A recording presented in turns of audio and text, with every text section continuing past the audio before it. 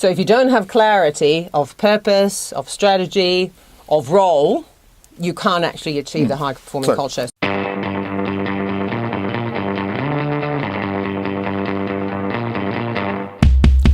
Hello, I've got Maria Nordstrom with me again. Welcome back, Maria. Thank you, John.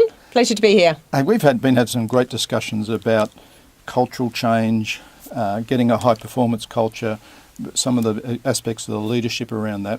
And I know I've heard you talk a lot about role descriptions versus role charters in that context as well. Yep. Could you explain, one is, what is a role charter versus a role description, and how does it apply in the context of what we've been talking about? All right, so job description gives you really an overview of what the role is, the skills that you require, the experience that you require. It doesn't actually put that job in the context of the organisation. Okay.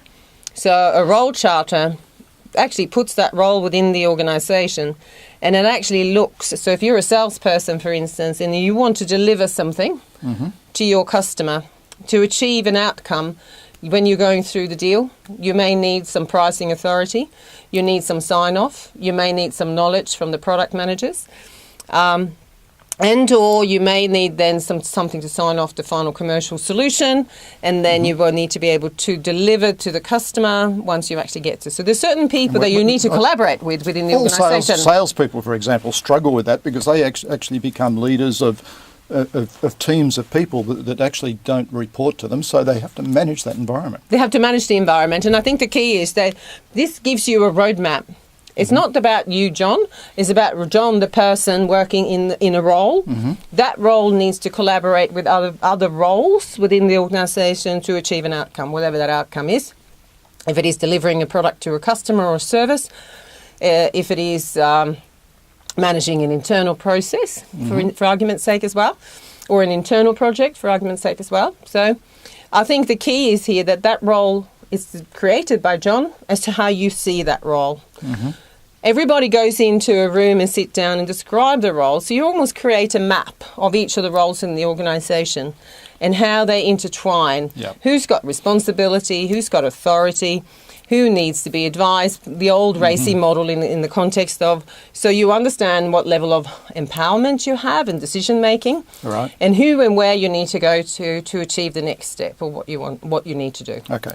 So it actually gives you a complete map.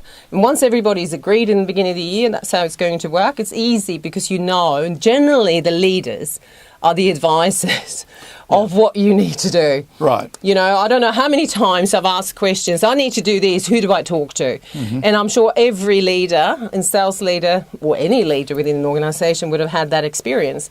It doesn't mean you don't want to do it. It just means that it makes it a lot clearer for the person that's actually doing whatever they're doing to understand what they need to do next. So basically you're saying a role charter needs to be defined to drive, as part of driving a high-performance culture. Absolutely. And that will make everything happen much more effectively, and everybody understands how they work together much better, and you're going to get that higher performance coming through. Yeah, I mean, clarity is one of the key things you need to have in the high-performing culture. Yeah.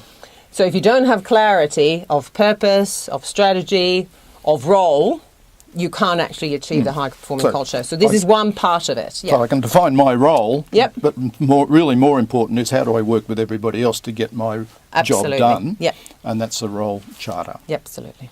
I like it. Thank you very much for your advice. Pleasure.